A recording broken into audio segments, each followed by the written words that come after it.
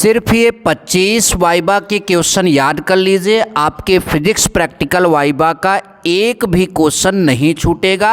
Examiner आपसे जो भी पूछेगा आप पूरा बता कर आएंगे और आपको पूरा का पूरा नंबर मिल जाएगा। जी हाँ, जो मैं आपको बताने जा रहा हूँ बस इतना, 25 इंपॉर्टेंट प्रैक्टिकल वाइबा के क्वेश्चन तैयार कर लीजिए।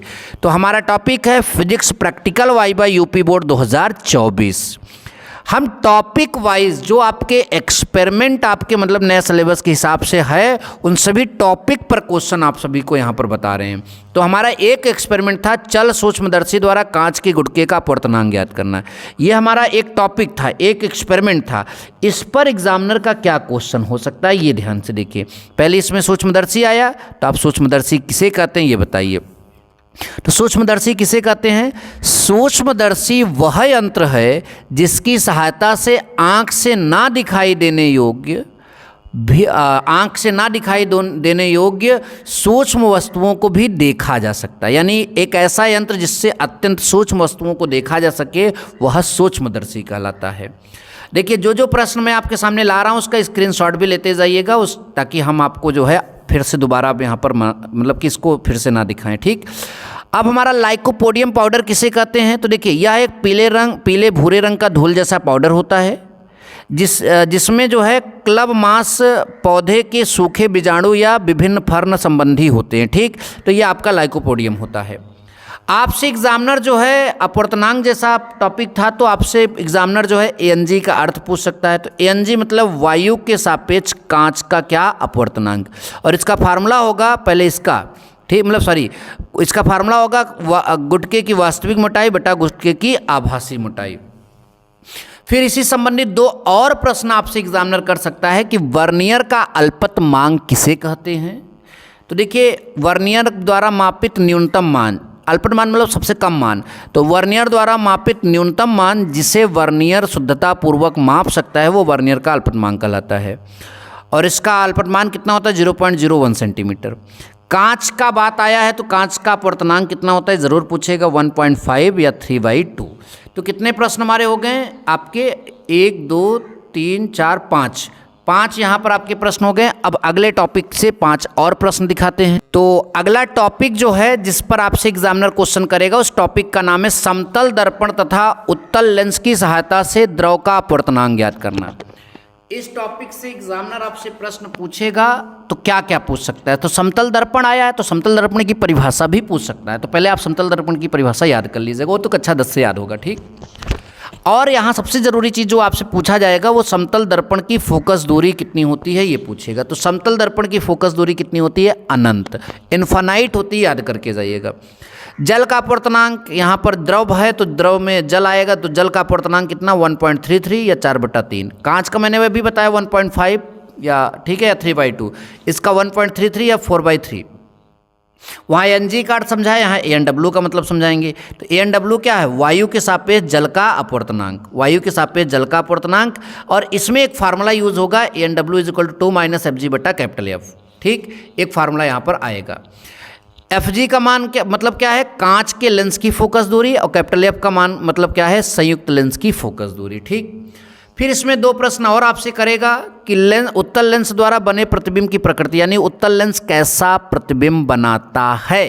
तो वास्तविक व आभासी, और इसकी फोकस दूरी धनात्मक होती, ये भी आपसे प्रश्न करेगा तो आप जवाब दीजिएगा।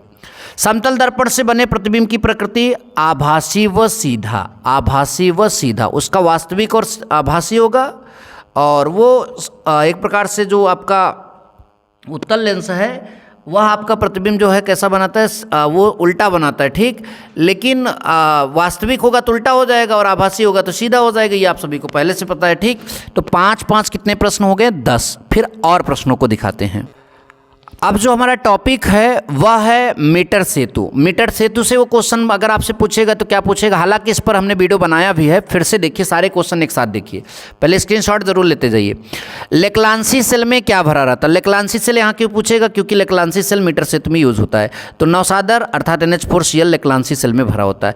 लेक्लांसी सेल में सरंध्र बर्तन क्यों प्रयुक्त करते हैं? तो देखिए लेक्लांसी सेल में सरंध्र बर्तन इसीलिए प्रयुक्त करते हैं कि केवल वो गैस के अणुओं को गुजार सके, ठीक। अच्छा, फिर उसके बाद हमारा अगला यहाँ पर क्वेश्चन आपसे पूछेगा कि 1 मीटर मतलब मीटर सेतु को मीटर सेतु क्यों कहते हैं, तो क्योंकि उसमें 1 मीटर लंबा तार होता है और व्हीटस्टोन सेतु के सिद्धांत पर कार्य करता है, इसलिए जो है उसे मीटर सेतु कहते हैं।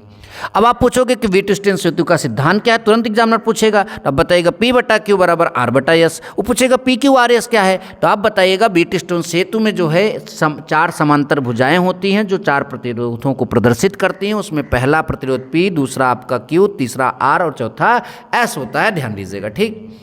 फिर मीटर सेतु का जो तार है वो किस धातु का बना होता है, एग्जामिनर का यह भी क्वेश्चन हो सकता है, तो आपका जवाब होगा मैग्नीन अथवा कांस्टेंटन का तार होता है। संतुलन की अवस्था में धारामापी में विक्षेप कितना आता है, तो संतुलन की अवस्था में धारामापी में विक्षेप 0 आता है, ध्यान दीजिएगा। तो ये 6 प्रश्न थे, तो कुल मिलाकर आपका यहाँ पर हो गया प्रश्नों की संख्या 16। अभी 9 इंपॉर्टेंट प्रश्न आपको और मिलेंगे। तो एक और टॉपिक का यहाँ पर प्रश्न हमारे सामने आ गया। अब टॉपिक क्या है, अमीटर और वोल्ट मीटर द्वारा ओम के नियम का सत्यापन करना और दिए हुए तार के पदार्थ का विशिष्ट प्रतिरोध ज्ञात करना।